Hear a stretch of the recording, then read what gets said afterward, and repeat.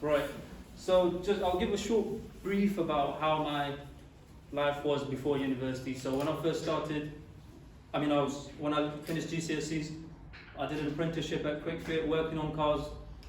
Very humble thing to do, and I was repairing cars on a daily basis, and it was a 2 years long apprenticeship. I was enjoying what I was doing, but it wasn't something like I couldn't see myself doing that in the long run. So at that time, it was very important for me to have a clear vision of where I wanted to go in my life. And at the end of my apprenticeship, I got to a point where I was working full time, but I wasn't seeing any prospect of progression. So at that point, I prayed to Allah to show me a direction. I applied to a college to do A-levels, and somehow ended up doing some of the hardest A-levels. They were hard for me. I don't know if they'll be hard for you, but I did maths, physics, and chemistry. I had to do that to go towards a mechanical engineering route. So when I did my A-levels now, so I started doing my A-levels at City of Westminster College. Very tough because I was away from books for 2 whole years, and being away from education for that long, it really set me back in terms of like even doing basic fractions. So I really struggled to do that. And I'm only sharing this because maybe your A-levels weren't that good, or maybe your first year didn't go that well. It's just to give you just like some sort of hope that you can, even if you flop at that stage, just know Allah has a plan for you. So in A-levels, I didn't get very good grades. I got BCD. I'm embarrassed to say that. I got a BCD, which is just about 260 UCAS points. And I needed at least 360 to get into Queen Mary to do mechanical engineering. So that was a big problem. I was shocked at what I got. Literally lost for options. I was hoping that some of the unis would take me with those grades, but unfortunately, they could only take me on with a foundation degree. So I have a foundation year.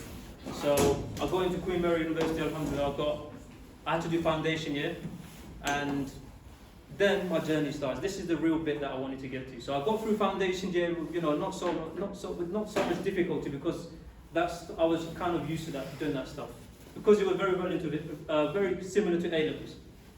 Now when I got to my first year, so I skipped foundation year. You guys don't need to know that. It was very easy.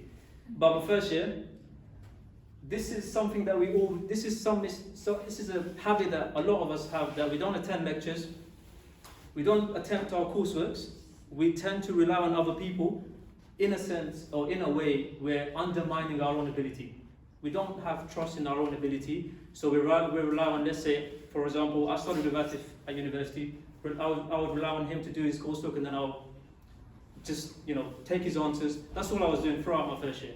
Didn't attempt anything, waiting for other people to do their coursework, and then I just took their work. Now, what did that lead me to? I got to my exam season. As you can imagine, I didn't know nothing. No, I'd never opened lecture contents. I didn't know what was in the lectures in the first place. So when I had to literally learn the whole content within 3 days. Now that's something very difficult. If there's any engineers in the room, you will know how difficult that is. So somehow I got through my exams, and as expected, because I didn't put much effort into it, I got a 2-2. I got 54% in my first year. And funny enough, in our university, it actually counts as well. It's 10% towards the whole degree. So that left me devastated. Like, I was so upset with myself. I can achieve so much better, but here I am with a 2-2, and degrees only get harder. First year is not as hard as second year. Second year is not as hard as third year. We all know that. But still, I was in a dilemma. Like, I've only got 54% in my first year.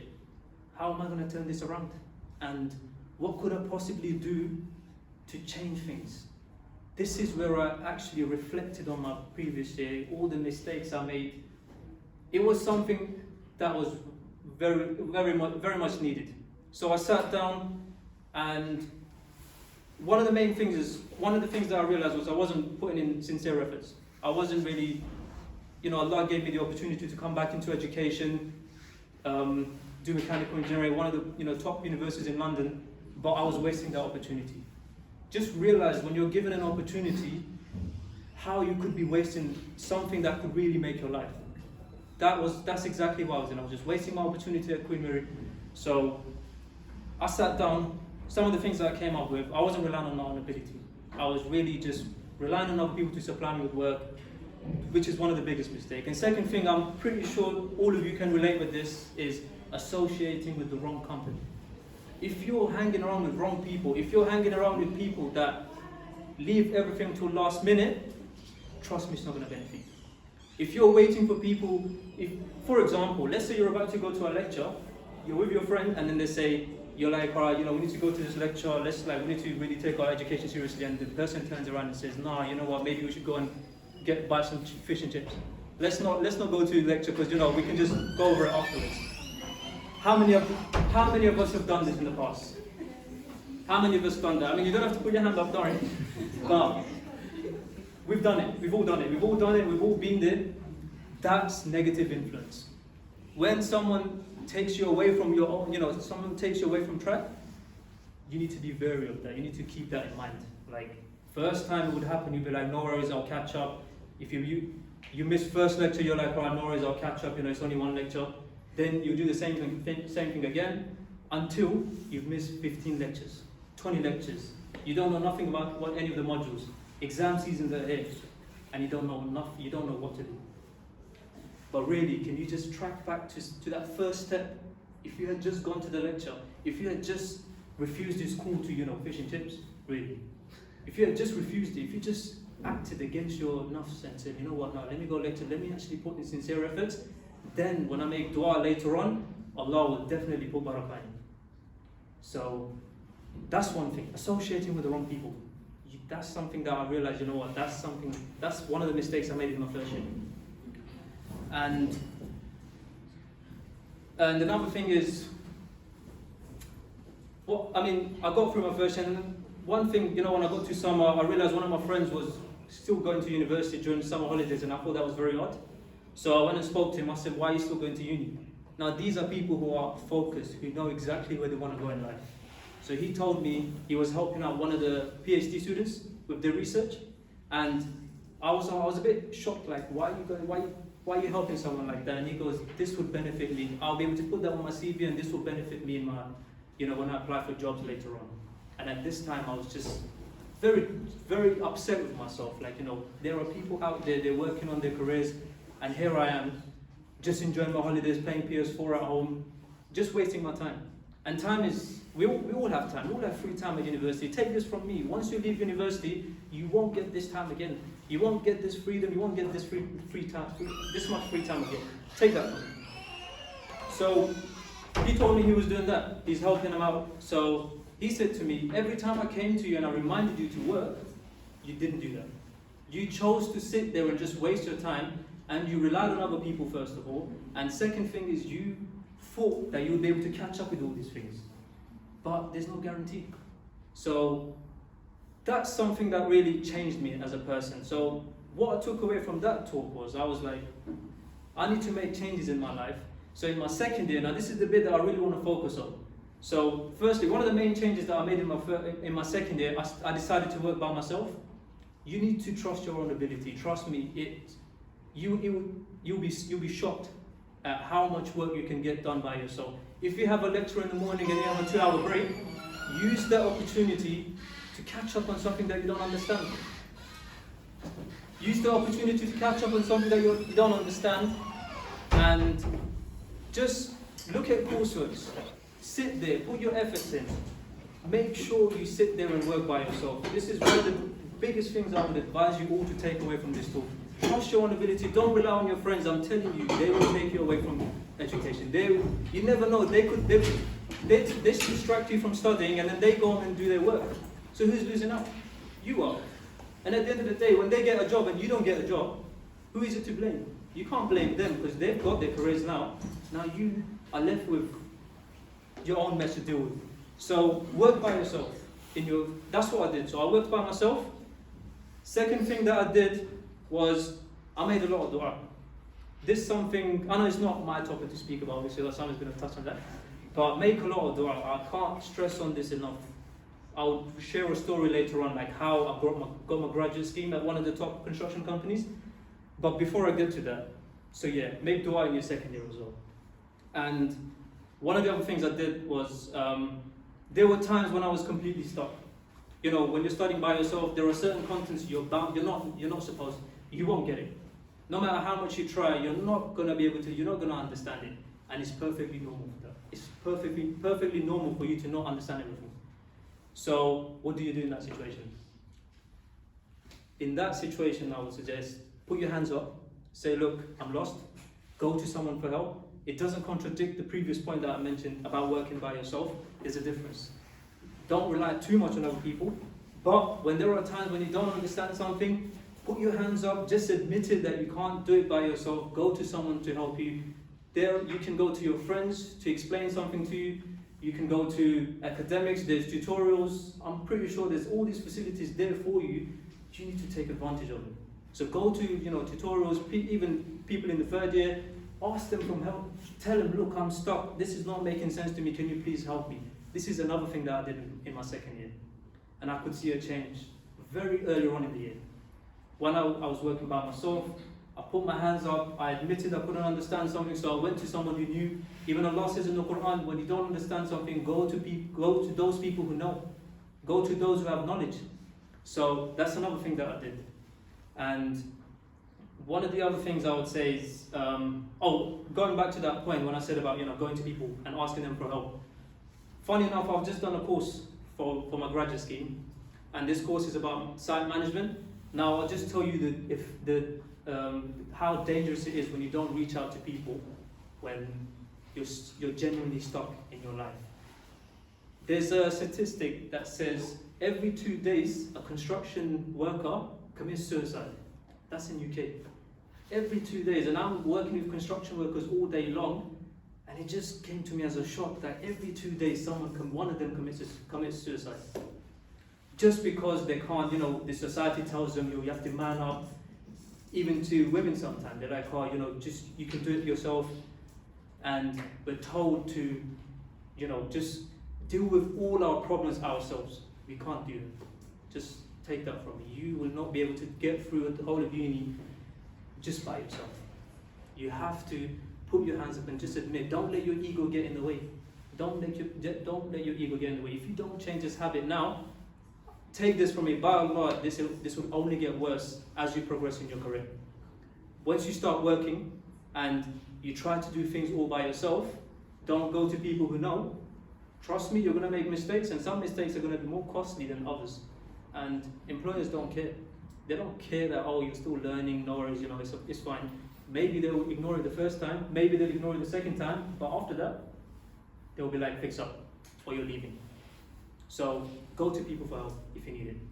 And so in my second year, these are the things that I implemented.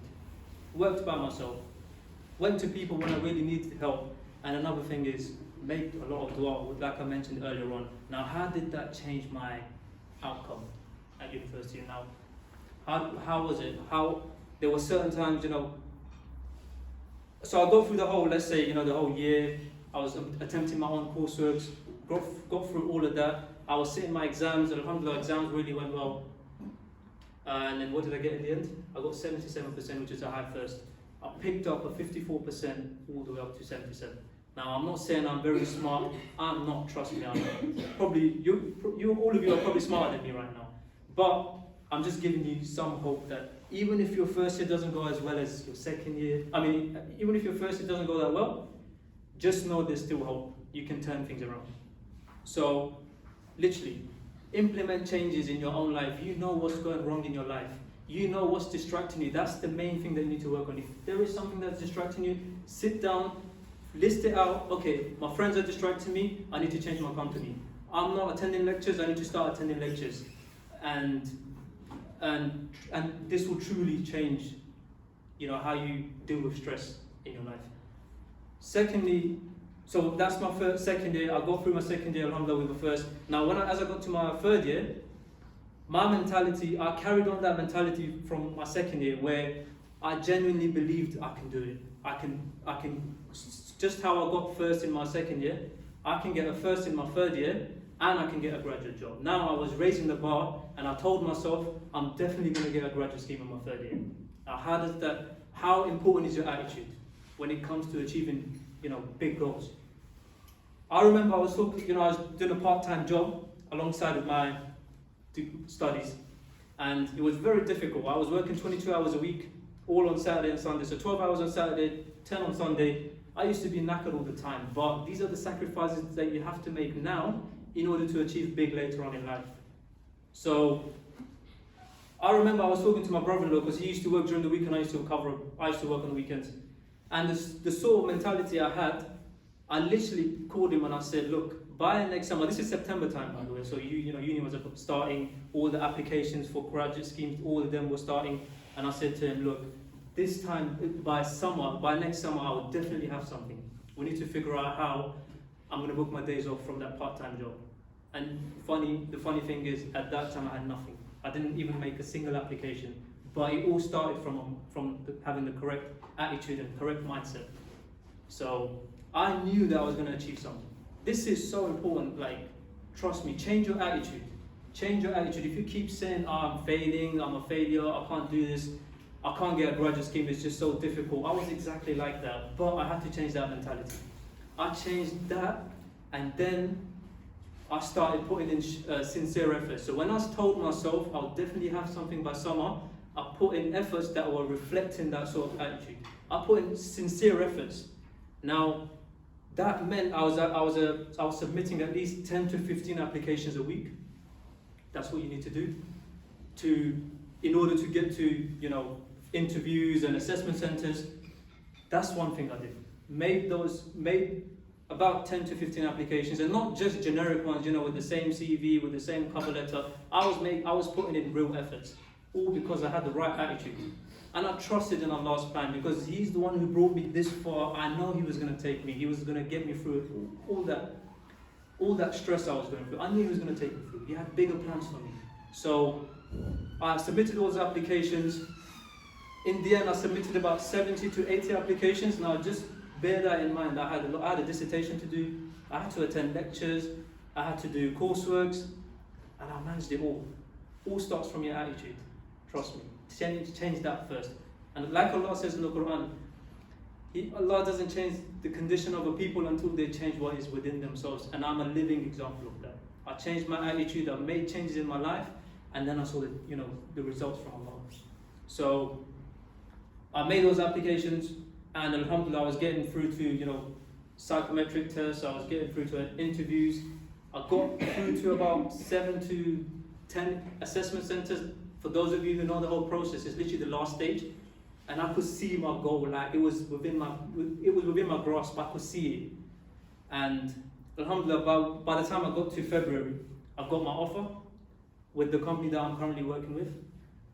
I was very happy. I could see Allah's plan, unrolling, and then I started working on my degree, started catching up on the lectures that I missed out on, and alhamdulillah, I achieved the first in my final year, and I achieved both the targets that I made at the start of the year, all because I changed my mentality.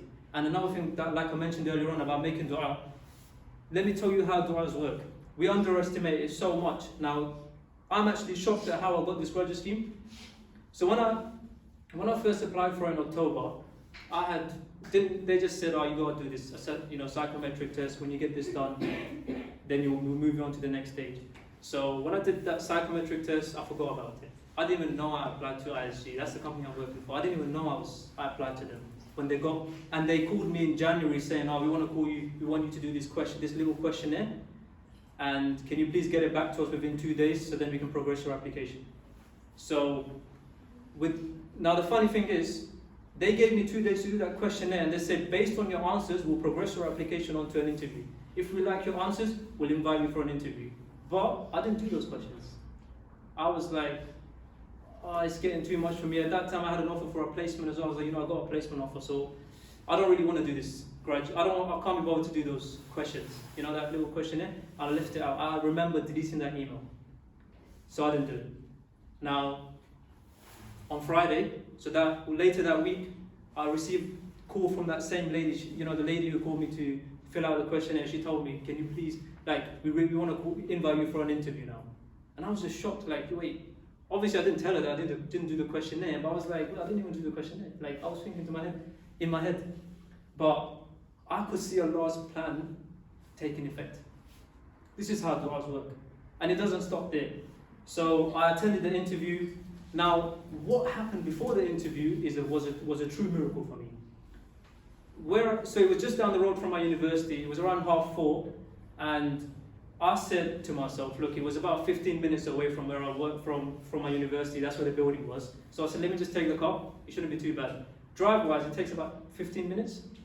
And so yeah, I decided to take the car. I allowed at least 45 minutes for the journey. So I set off, like I was around 4:45. I started driving towards the building, the place. And as I was driving down the road, there was just too much traffic. I got stuck into there was a lot of traffic basically, right? And I got stuck, and I was thinking, you know what? It was around 4 o'clock. I thought, you know what? The traffic will ease down. I should be able to get there.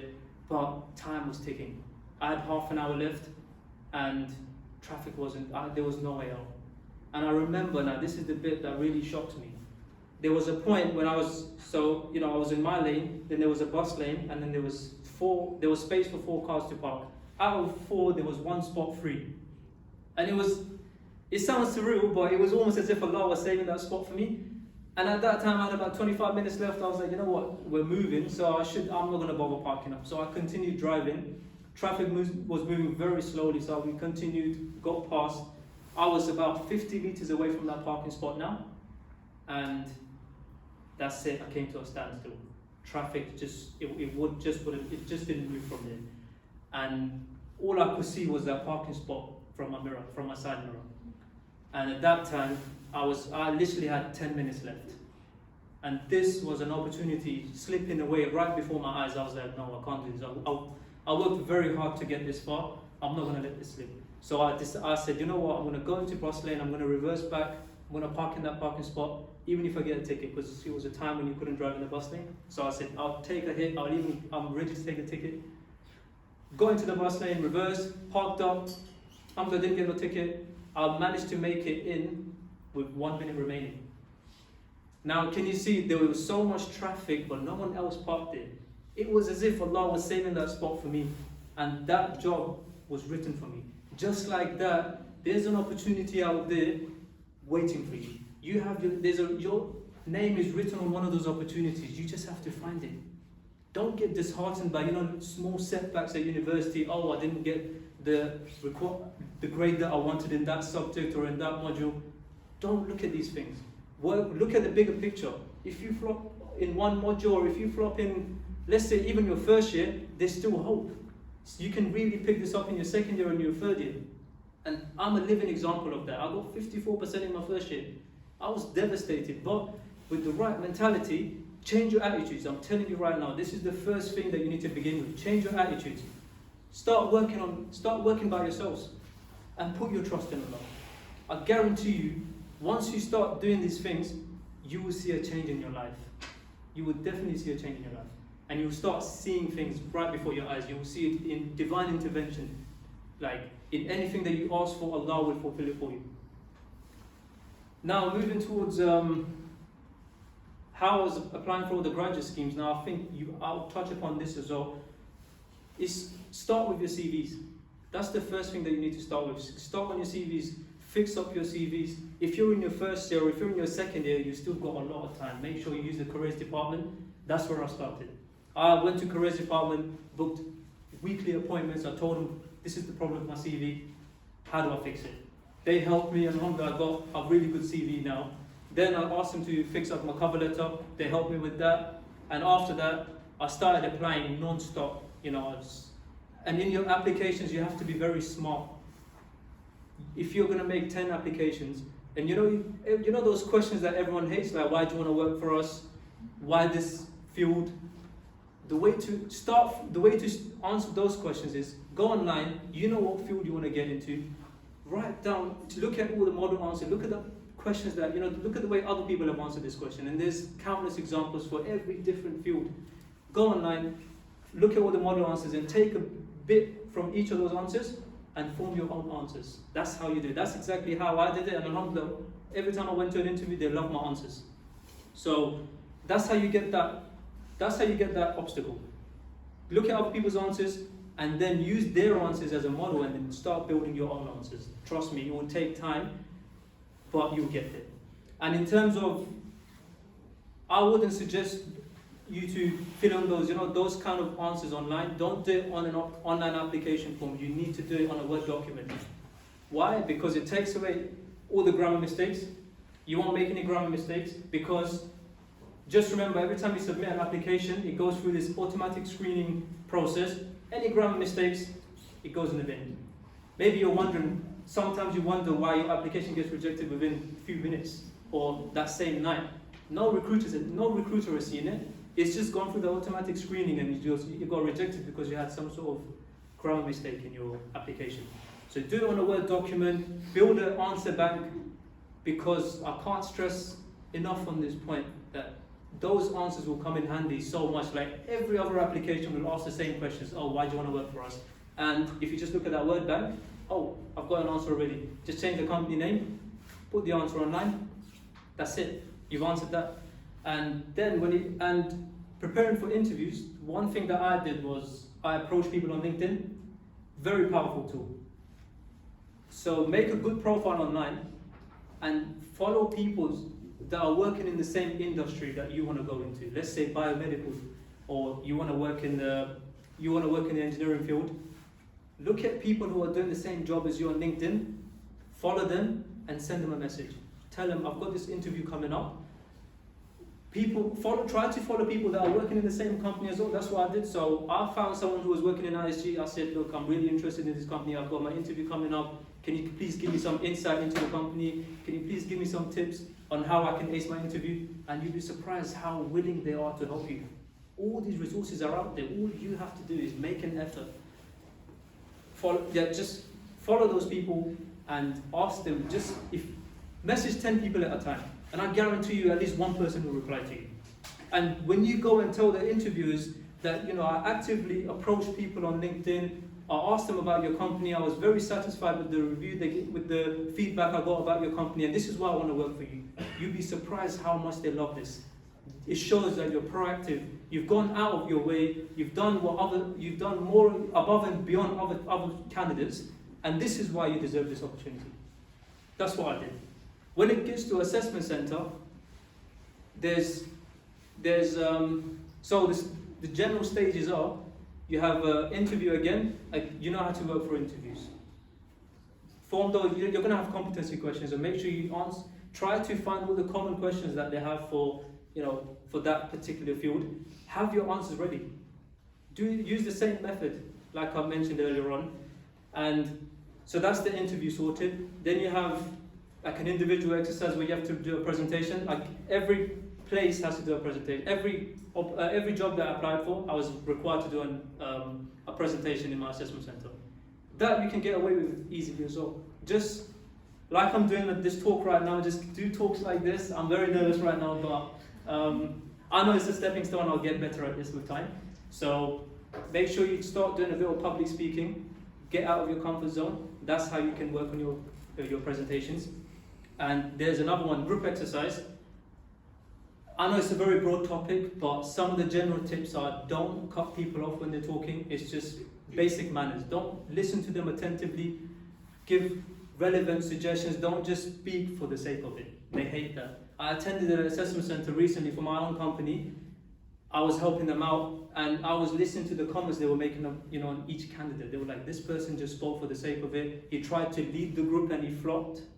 Literally, they were being very blunt. I didn't like the way he was leading. He thought he could lead the group, but basically, this is why I don't like him, because he tried to lead and he flopped. That was the reason why he didn't get appointed. Another person, when he was talking in the interview, he wasn't giving relevant answers. His answers he didn't include any examples. If you're going to have any experience, if you have any relevant experience or any working experience, make sure you talk about that. Just say, oh, the reason why I'm, team working, let's say. I worked in a team, I worked alongside 5 other people, we worked constructively to meet sales target on a daily basis. This is what you have to do, just be smart with your own work experience and construct your answers around your work experience. Now, for those people who don't have experience at all, you have all these opportunities at uni right now. Just mentor someone. Just find a student who's in a year below you, go up to them and tell them, can I mentor you? There's some, like in my university, we had this thing called past mentoring scheme, where I was in my third year and I was mentoring people in my first year. When my interviewer looked at that on my CV, he was impressed. He goes, I love the fact that you're giving back to university, you're giving back to the students. That was one of the reasons why I got through. That has nothing to do with my previous work experience. It was all about the opportunities that I took advantage of at university. And you have them around you, trust me. Go to university, go to the careers department, ask them what opportunities do I have to build my CV? What can I talk about on my CV? Go help a research student. Any research, PhD student, help a PhD student with the research. Tell them, how can I help you? So I can mention that on my CV, and that's how you stand out from the crowd. That would really, employers love stuff like that. Just take my words for it. Now I even sat in an interview, and these were the things they're looking for. They're looking for people, not, book smart. They're not looking for people that are book smart. Those people who can get straight A's. They don't care.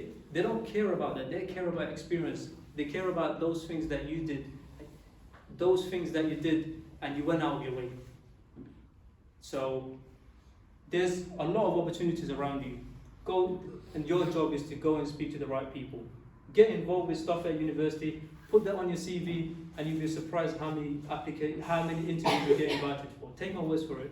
So just to wrap it up, I've got this page which is also to give back to students. It's called Help the Graduate. I'm helping people like you guys. I know I was in that position literally this time last year. I was just hoping for someone to kind of come and give me advice and just basically do my my work for me. Just answer the interview questions for me. And basically I was so confused about how to go about all these things, how to go about the whole the recruitment process. So I know what you guys are going through right now. So this is why I've created a page. It's called Help the Graduate. It's a project that I'm working on the side. It goes from how to write an effective CV, then cover letters. I'm literally going through the whole journey with you guys just to give you all the tips and advice which really benefited me in my journey. So it's called Help the Graduate. It's on Instagram. Go follow it, share it with your friends. I'm not here to promote it, but I'm just saying you'll really benefit from the tips that I share on that account. And the best thing is you can approach me, you can ask me specific questions. All right, I'm doing this. How is my CV looking? How is my cover letter looking? You can ask me these questions, and inshallah I'll get back to you guys. So just to close it off, there's two pieces of advice I'll give you right now. Or free. Let's make it free. One of them is, a lot of people think that if they want to achieve big things in life, but they leave the religion behind altogether. They don't put no emphasis on the deen. They're like, oh, I need to work hard, I need to get those grades. The salahs are going, they don't bother praying. Just remember one thing: if you place your focus on the deen, then Allah will grant you both. He would fill your life with blessings in this life, and you'll succeed in the next life. But if you focus on this life and leave behind the afterlife, you would fail in both of them. Indeed, you will flop in both of them. So just remember this. Place your focus on the deen, and then Allah will grant you all these jobs, all these things. You will get them in life. Trust me, there's one opportunity waiting for you. And now the second piece of advice I would say is, if you put in sincere efforts, like I mentioned earlier on, just remember Allah is a shakir. He will reward you for your efforts if you genuinely make them for Him. If you have the correct intention, if you make sincere efforts for the sake of Allah, trust me on this, Allah will thank you for your efforts and He will grant you what you're asking for. Just don't stress about, how am I going to get my result? How am I going to get those grades that I'm after? How am I going to get this job? That's not for you. That's not in your hands. What's in your hand is efforts. Just worry about, how much effort can I put into this that Allah will bless this opportunity for me. Focus on that and watch how Allah's plan, watch how Allah really blesses you with all the things that you're asking Him for.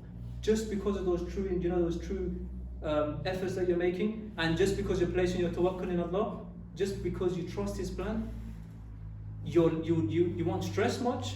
And another thing is, you would get what you're asking for. Just make true efforts. Don't worry about the results. That's not for you. And the last thing I would say is, something that really helped me when I was going through a lot of stress is, if Allah brings you to it, just know He will bring you through it. If Allah has brought me, imagine, if Allah has, one thing I was thinking when I got to the assessment centre is, if Allah has brought me this far, why will He not take me through this? If Allah has brought me this far, surely He will take me through it. That's the mentality I had. I knew this was Allah's plan, and that's why that's something that I really held on to. I knew that if Allah brings me to it, He will bring me through it. So just remember these things, put sincere efforts, and inshallah you will see the fruits of it.